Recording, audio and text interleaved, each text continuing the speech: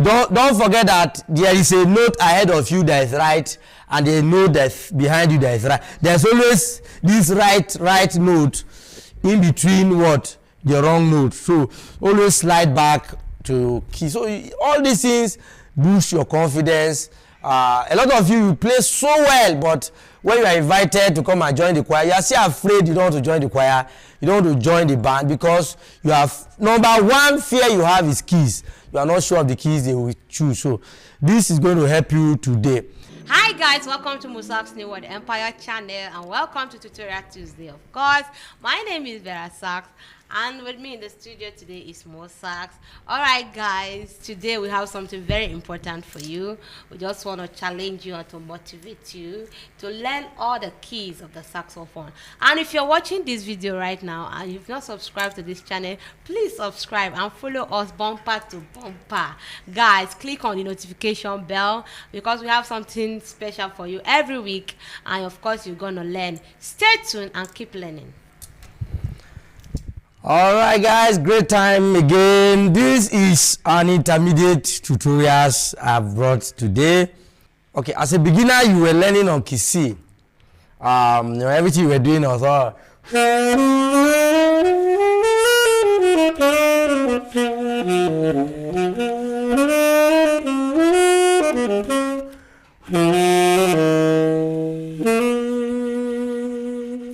yeah. So you were learning on the key C all the while. Now, how, if you are my student, you notice that I just teach on key C. That's all. I just keep teaching you on key C, because there's no point jumping from one key to another.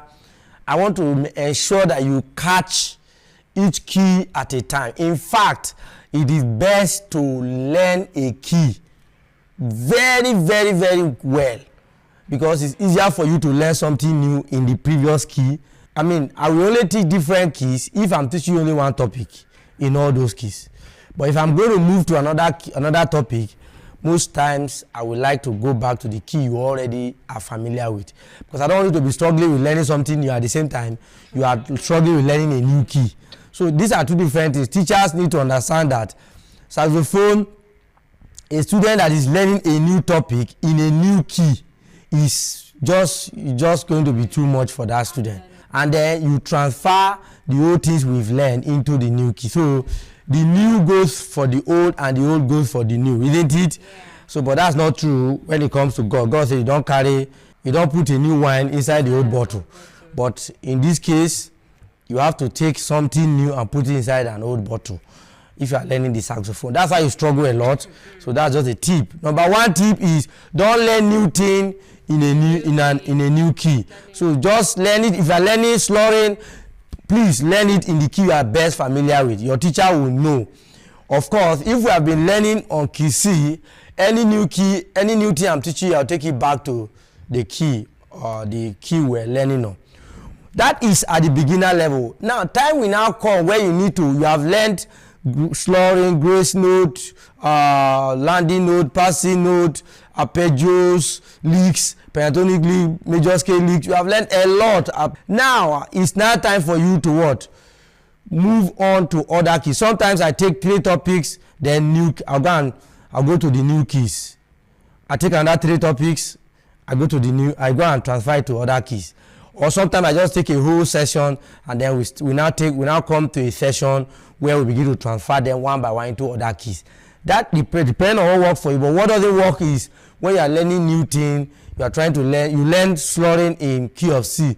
You are learning grace note in the key of G. You most likely will be confused. You will not grow faster than you think you are growing. Okay, so that is just by the way. The next thing I normally do is to advise students to learn one key at a time. You can't be learning G today and then in the evening you are learning F. Then you wake up tomorrow morning and you carry F sharp, or then in the evening you carry G sharp. You can't do that. You can't do that. You will not be able to learn the key. You will even be discouraged, because when you come back to the F, you really grab it very well. Yeah. So you come back as if it's not the F you left. So those are the challenges that students face. So stay on one key. I can just pick F this week.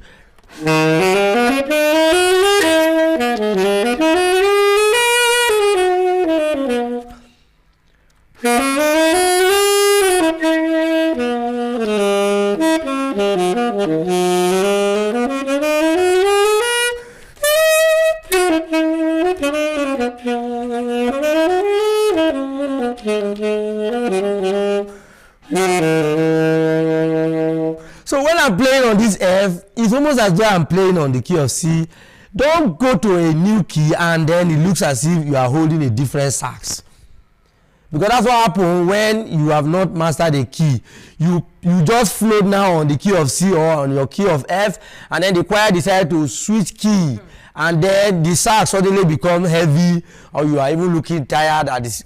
Sometimes you even turn it to a dancing session instead of blowing your sax. So because you are playing it and it's strange, you are hitting the wrong notes, you are touching the wrong things. There are many things you could have done on your best key that you can't do on this key, so you are limited. Key is a challenge. You don't have a choice. Another choice you have is to get alto soprano. Just get 2 sax. Get the alto, get the soprano, or get the soprano and get the tenor and the alto. Because if they play on the key of F sharp,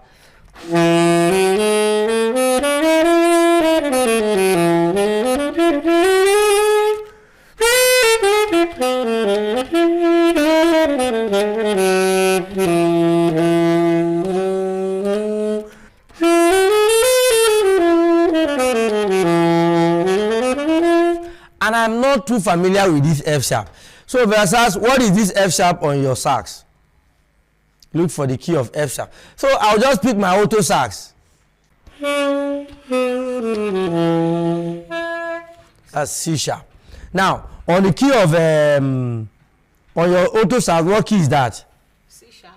Now I will ask myself, I'm faced with a key here. Is F sharp on my tenor?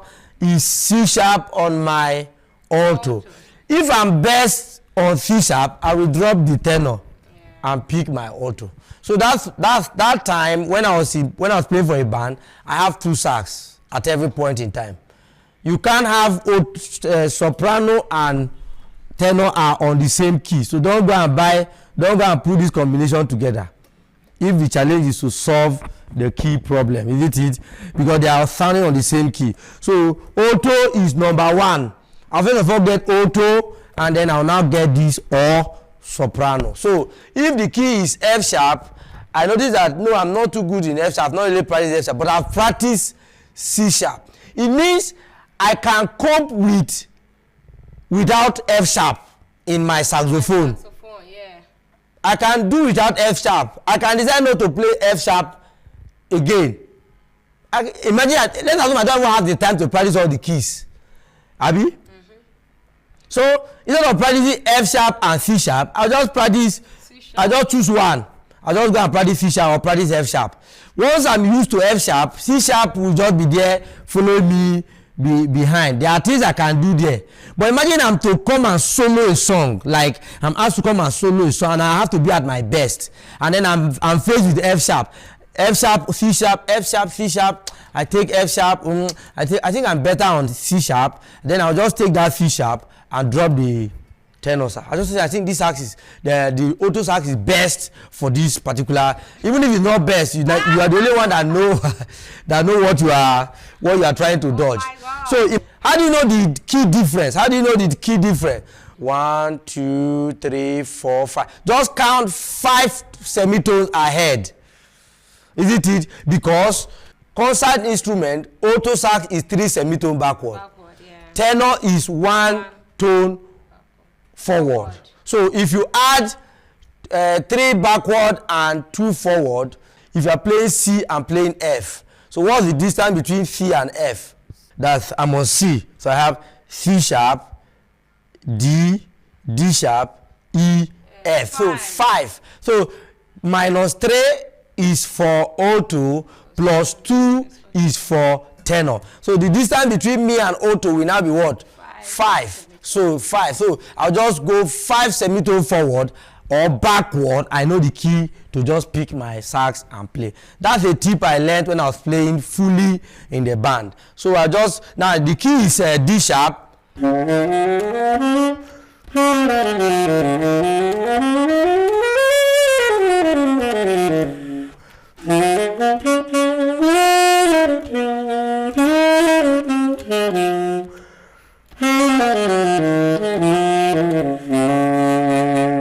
Now what key would that be on the alto? So I start counting 5 backward, and that gives me my D sharp. Going backward, I'll have D sharp, D. I'll have C sharp, C, B, and I think you have your, that would be your B flat.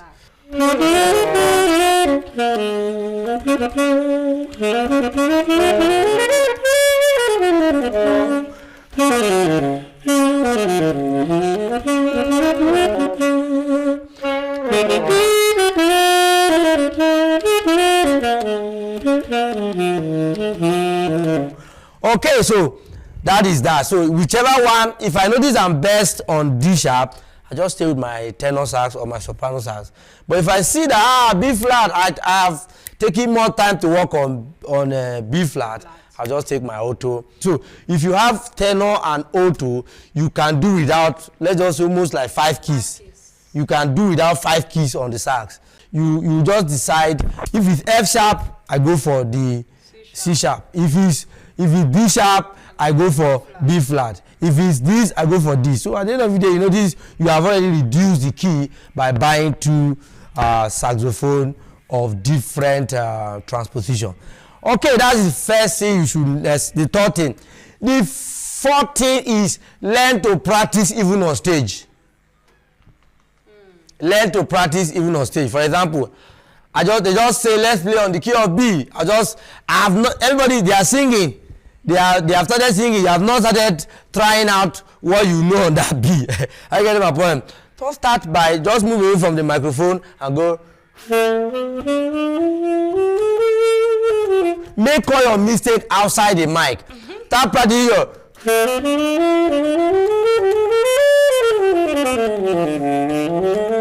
Practice your pentatonic.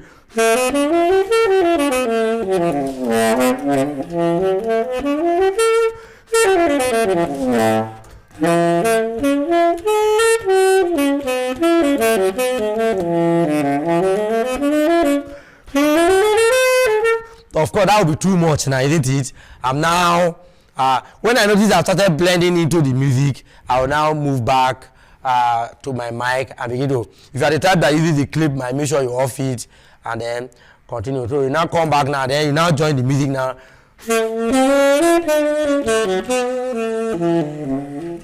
So you know you are back fully to play with the band. So 14, learn to practice. So don't be scared. You always have this 1 minute to practice, even on stage. Isn't it? Yeah. Except you are the one starting the song. If you are the type starting the song, those kind of songs, you should have chosen the key that is best for you, or you practice. Of course, there should be rehearsal for everything. But these days, contemporary people can just change key anytime.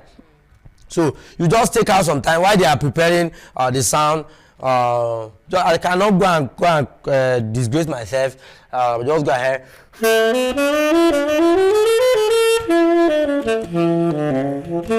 So I'll just practice when I know. If it's a key, I don't need to practice the favorite ones. Those ones that, and there actually no favorite key. Your favorite key is the one that you are familiar with. I think it's better to say familiar key than favorite key. You don't have favorite key. It's only the one you are familiar, and you are familiar with it because you've taken more time playing it over and over. So the next thing is you can keep it simple when you don't know a key. That's the last thing I'll tell you. If I don't know the key F sharp very well, I just keep it simple. I just keep my solo simple.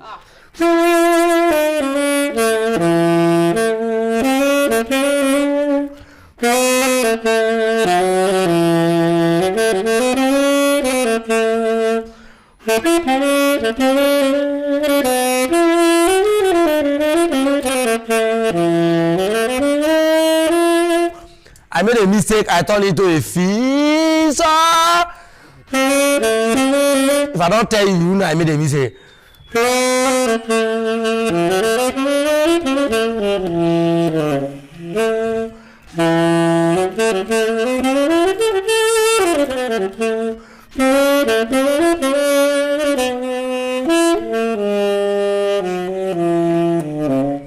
Any note is correct. I'm the one that decide what is right. I'm the one that decide what is wrong. So that's the last tip. Turn your mistake into what? Into a style. So don't go and say, I missed it. Oh, this guy where.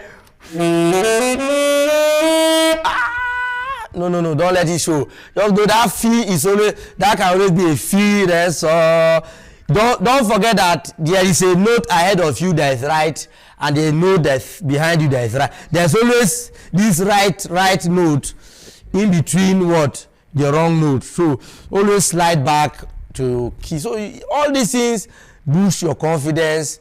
A lot of you play so well, but when you are invited to come and join the choir, you are still afraid you don't want to join the choir, you don't want to join the band, because you have, number one fear you have is keys.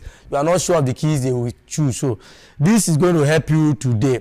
The last thing I want to quickly show you, what are the things you practice when you pick a new key?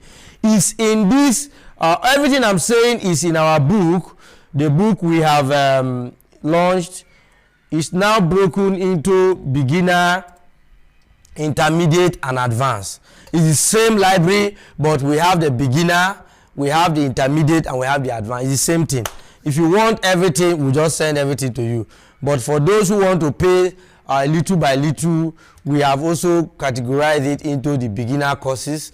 Put all the beginner courses in one, put all the intermediate courses in one, and put all the advanced courses in one. So it's like splitting the book into three, so that you can easily get it one after the other according to your budget. Versailles is going to tell you something about the book, which we have reduced. We have made a lot of consideration so that a lot of you can get it. So Versailles we are slashing it almost to another 60%, 70% of the price we announced in the video. Check the video. If you've not seen anything about this library, please quickly check this library right now in the video that we show in the description. The last thing that we have in that intermediate course is what you should practice when you are, the basic things you practice in a new key, to show that at least you may not know everything in one key, but basic things you should learn in a key. Number one, you pick a new key. Let's pick F sharp. Major scale.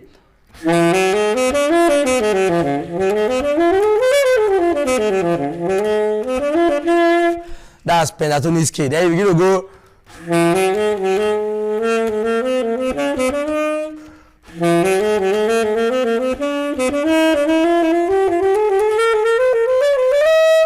Stop at a range, because you are not going to be playing all up and all down. Just pick your main range. Decide the best part of your sax, the best range that you should be very fast with, because you're going to be doing 90% of everything you are doing. All your speed is going to be in your middle range, so you will not be speeding much in the high range or in the lower range. So just pick that aspect that you need more and begin to go.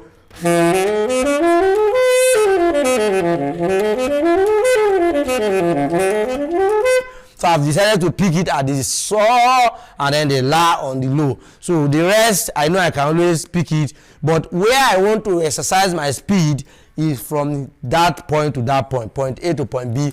You decide where your speed should come in at what point in your register. So go.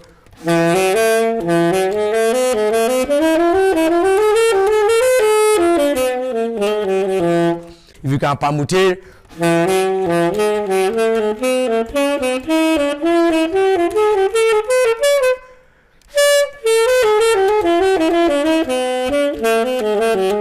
That's F sharp and play. So you just permutate, then you go to pentatonic.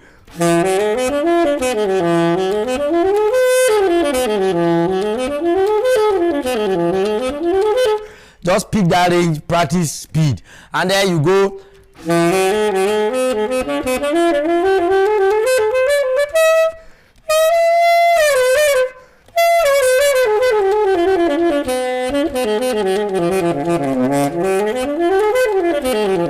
Then you practice all of that. Then you go to your slurring, which is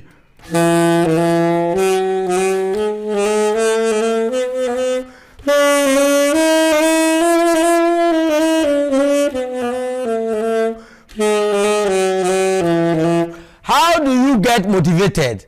A student asked me, sir, how on earth, when on earth am I going to be able to play all the keys? That's too much for my brain. No, sax is not like that. The good news in sax is that every key is revolving around other keys. For example, most of what I did on the key of C, I will go to be doing them on the key of D. I'm going to do it on the key of F. I'm going to do it on the key of G. So anything I learned on the key of C, the slurring I learned on the key of C is going to remain the same slurring I will meet in the key of D. For example, how many letters do you have on the key of C that is also in the key of D? How many letters? What is D? C is what? C, D, E, F, G, A, B. Right? What of D? D is what? D, E, F sharp, G, eh? D, E, F sharp, G, A, B, C sharp, and D. Isn't it? You get that? So if you know this, it means to slot D for as my do in the key of D. I already did that as Re in the key of what? See, so I'll just go here and do.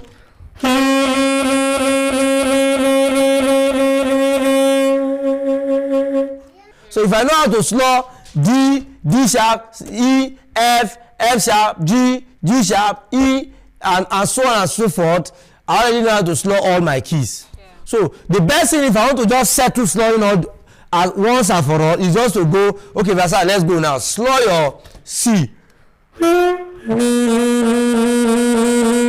Slow your C sharp.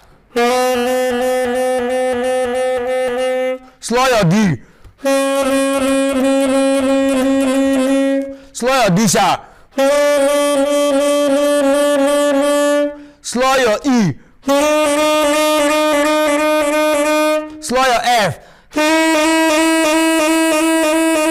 Slow your F sharp. Slow your G. Slow your G sharp. Slow your A. Slow your A sharp. Slow your B. And slow your C again. Slow your C sharp. Slow your D on the octave. Slow your D sharp. Slow your E. Slow your F. If I know this, I'll just have literally practice all the key at the same time. So if I have done my homework in learning slurring of all the chromatics lineup, I get my point. When I now get to D, and all I need to slur is do, re, mi, fa, sol, la, ti, do. D, on the key of D, we have D, E, F sharp, G, A, B, C sharp, and D. So I go, that's how to slur D. That's my re. Fa, which is G, is it G? So is what? A. La is what? And then your C sharp is what? Open. So I want to slow my C sharp, which is my T. Then my D, which is my do.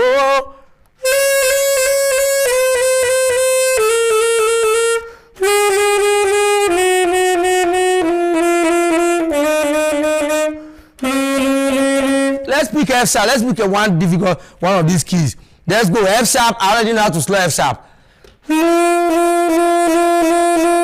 What's my re on the F sharp? G sharp. What's my mi? B flat. What's my fa? B.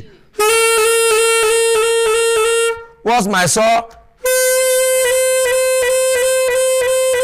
which is C sharp, right? Then on the low, La will be my D sharp. Let's come back to the low. T is my F. I already know how to slow it. Back to do.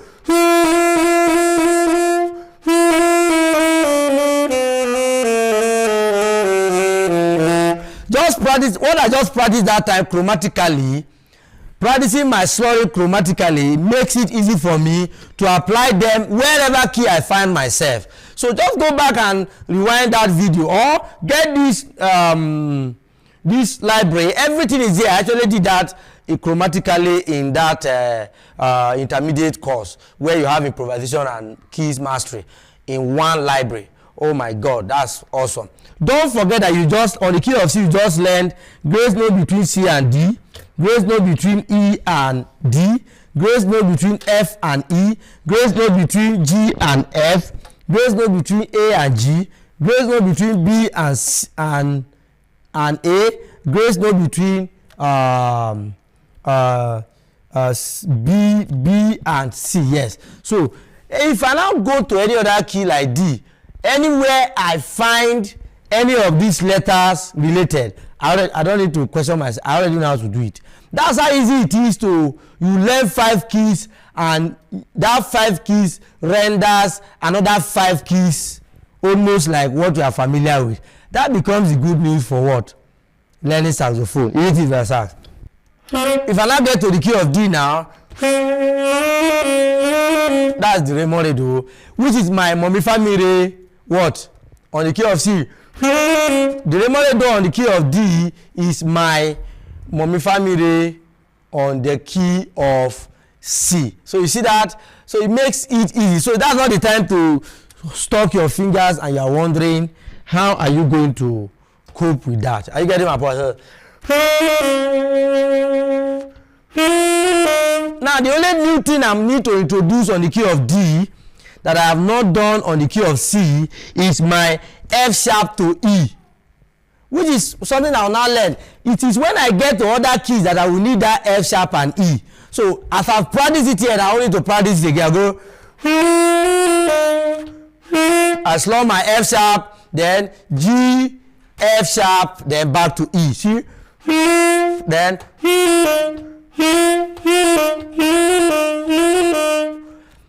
if I get to D sharp now, I will need it. If I go to D sharp now, B now or C sharp, I most likely will need what I just learned on D now. So that's why it's good to settle down on one key before going to another. Because the key you are rushing to, most of what you are perfecting on the old key is what you will meet in the new key. So because it's better to just perfect it so that you don't get there and then you are still stuck. You get that?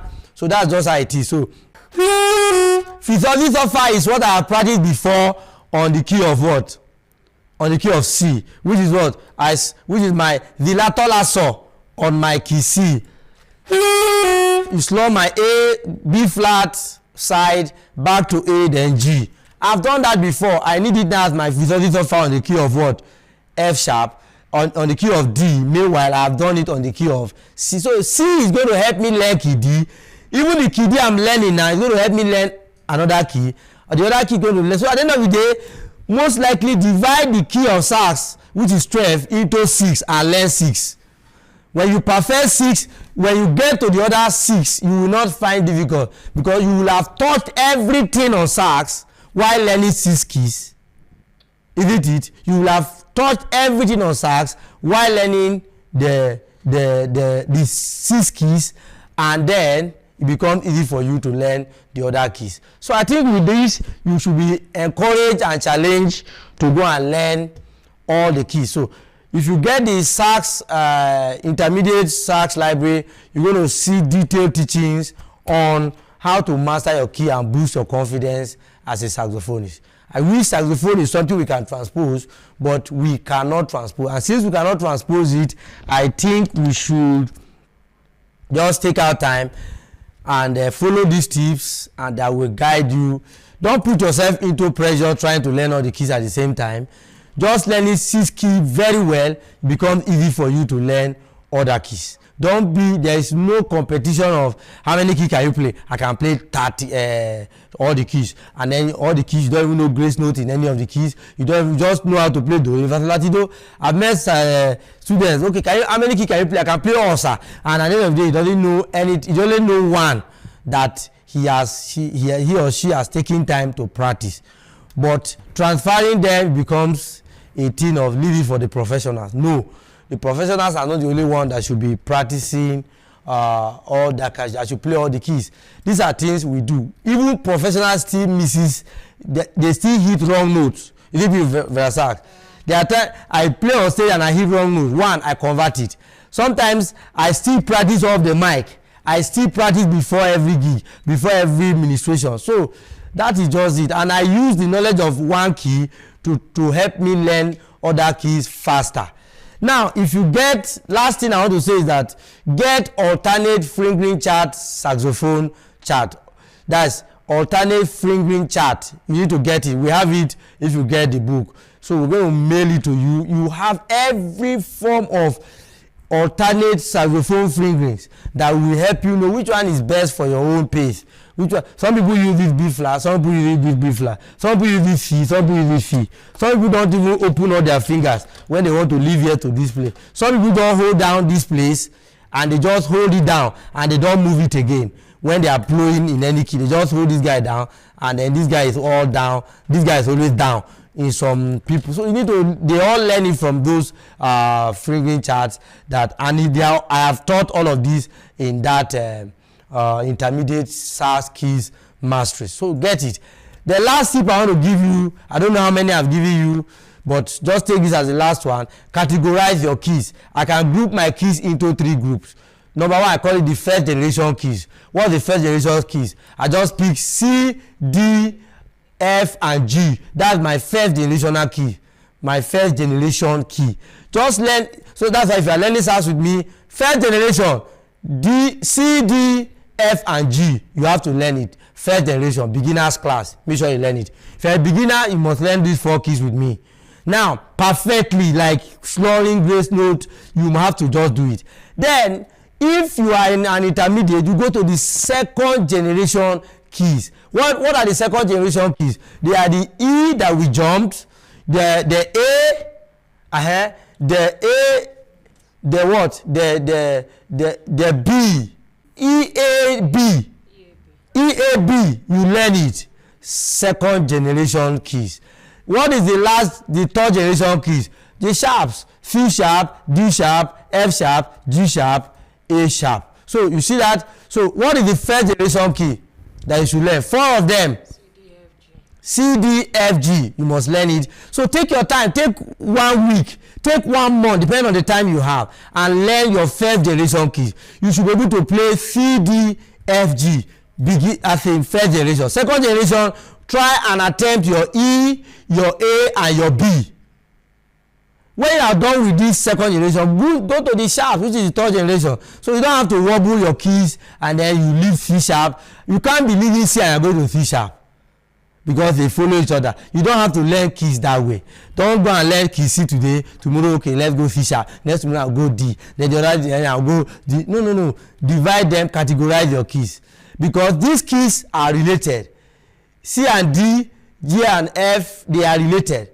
Because your C and your F, they are 4th apart. So your D and G, they are 4th apart. So you see the way they are kind of related. Then when you now go to D, when you are going to E and A, you understand, it becomes very related. Then your B is there. Then you come back to the sharp. All right, SAX, I think I'm done. Next week when I see you again, we'll go gradually into the keys. And those of you that are going to be one-on-one with me, we can now begin to take you gradually on each key, guide you through all keys. Sometimes you just need somebody to just guide you, like each key, challenge you. I give you assignment, you have to do it. I follow you up, so it becomes something that you and I, we are setting target for ourselves, and then you are catching these things. So it's different from learning SAX on your own and learning SAX in a curriculum or in a syllabus kind of a setting. So you most likely will just follow the pace as I defined for you and help you get these things to the end. So all right, thank you so much for joining this class to the end. All right, guys. Thank you for staying tuned to the end. And of course, our library, the saxophone book has been splitted into 3, and of course, the prices has been slashed from $500 to $300, considering some of your messages that we receive on our DM. And we've put our consideration into practice, and I want you to know that it has been slashed into $300, and of course it has also been splitted into 3 categories: the beginner, the intermediate, and the advanced class.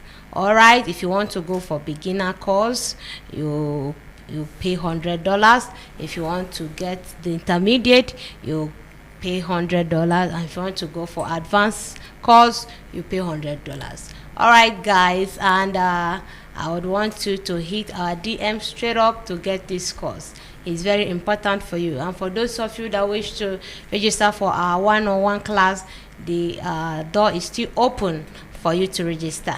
All right, see you in our next Tutorial Tuesday. Bye.